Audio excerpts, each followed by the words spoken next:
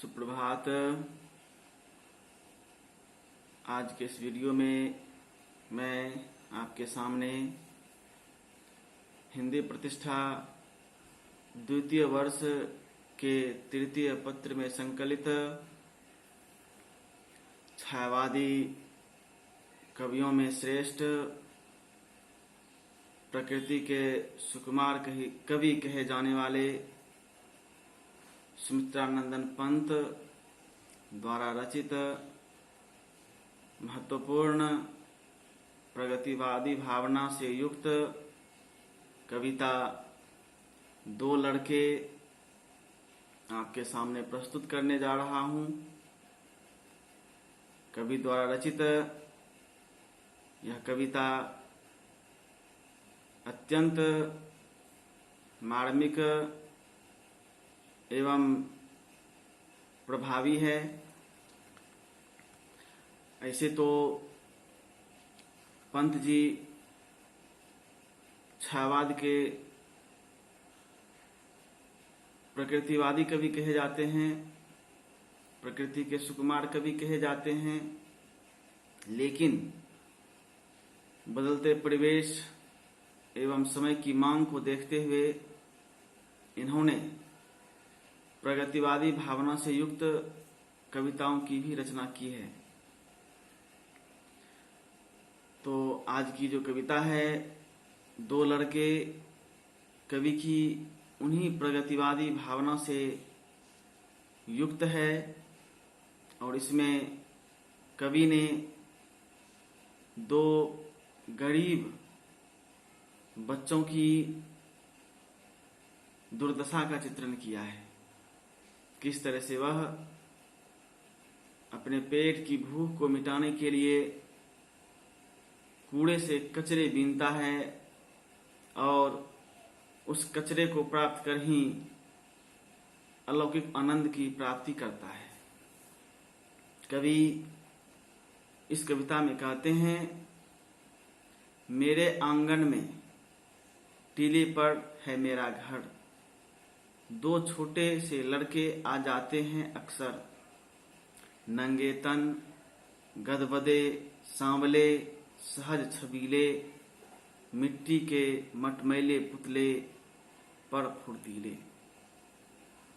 कवि ने उस दोनों लड़के के बाह्य आकार स्वरूप पर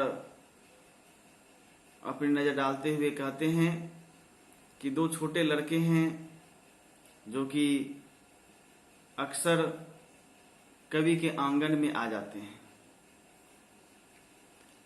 जहाँ की कूड़े कचरे फेंका जाता है, वहीं पर प्रायः दो लड़के आ जाया करते हैं। और वह लड़के दिखते कैसे हैं तो कवि कहते हैं, नंगे तन, शरीर उसका नंगा है, यानी शरीर ढकने के लिए भी उसके पास कपड़े नहीं हैं। शरीर हेल्दी है,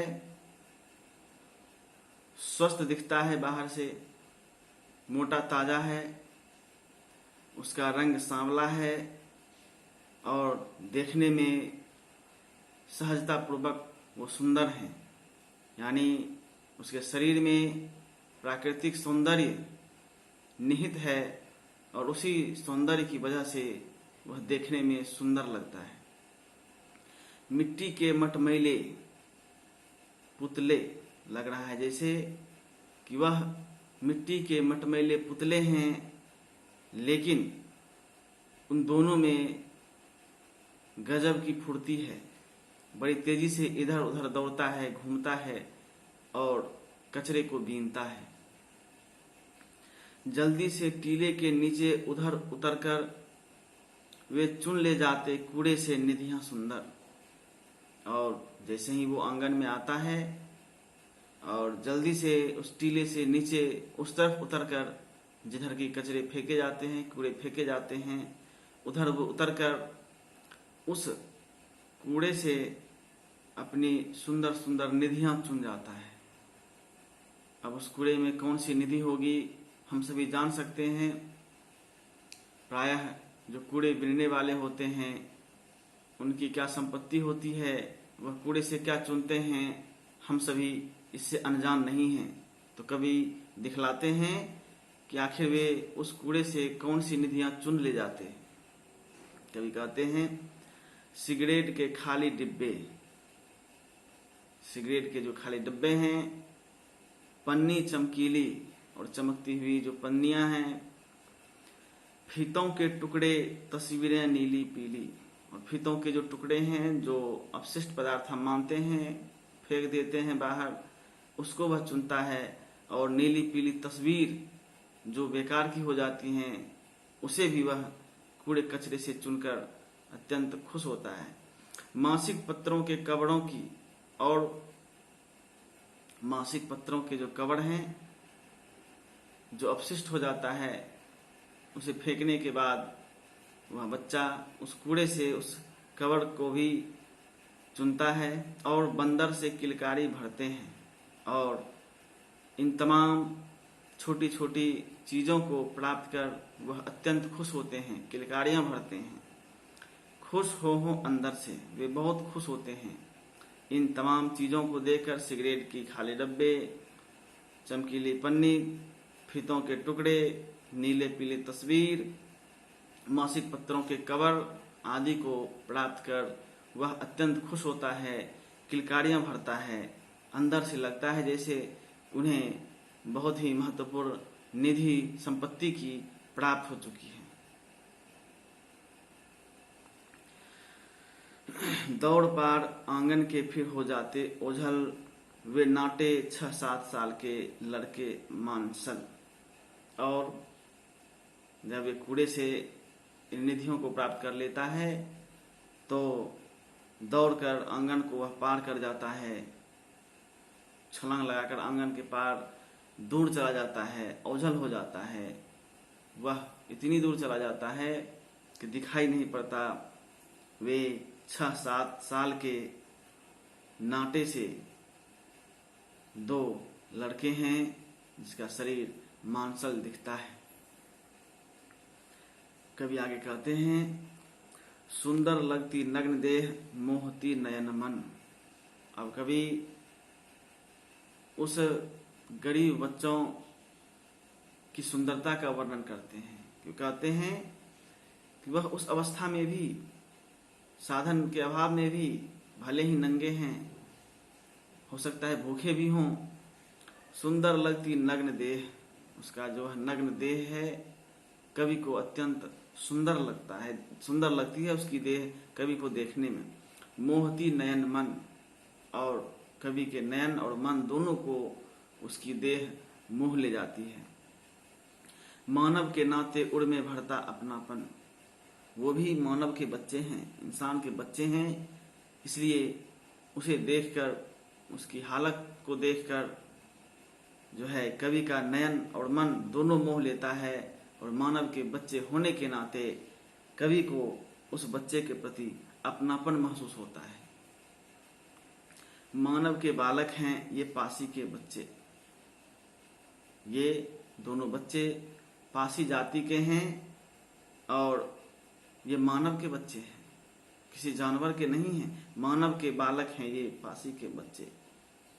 गरीब साधनहीन पासी के ये 2 बच्चे हैं जो कि हमारे समाज के मानव के बच्चे हैं।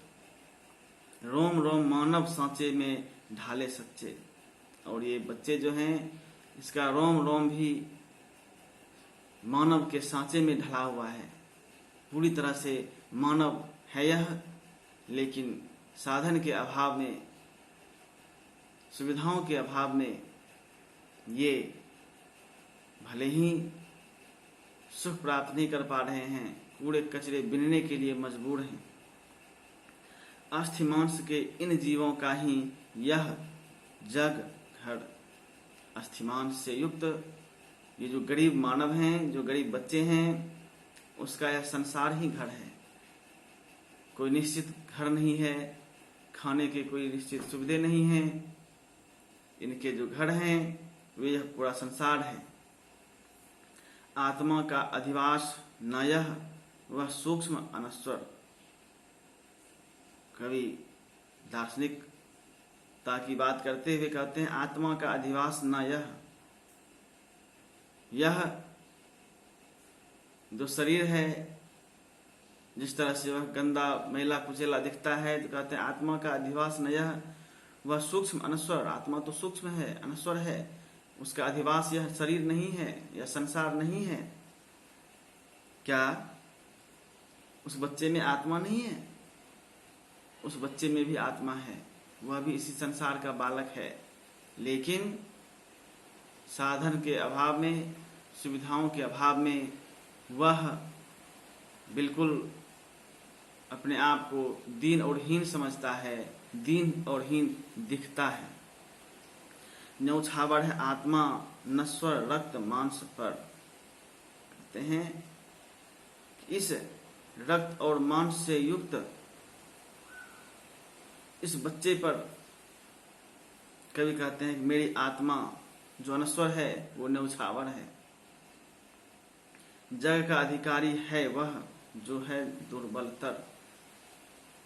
वह भी व्यक्ति इस संसार पर अधिकार जता सकता है, या उसका भी अधिकार संसार पर होना चाहिए, जो कि दुर्बल है, कमजोर है, अभाव में जी रहा है, गरीब है। जग का अधिकारी है वह जो है दुर्बलता। जो दुर्बलतर हैं, दुर्बल हैं, कमजोर हैं, साधनहीन हैं, उनका भी अधिकार इस संसार पर होना चाहिए। वह निबाढ़ उल्का झांझा की भीषण भू पर कैसे रह सकता है कोमल मनुज कलेवर। आगे कवि कहते हैं जो प्राकृतिक आपदाएं हैं, अग्नि, बाढ़, उल्का, झांझा, इस धरती पर जो प्राकृतिक आपदाएं आती हैं, उन आपदाओं के बीच ये साधनहीन मानव, अभाव में जी रहे मानव कैसे रह सकता है।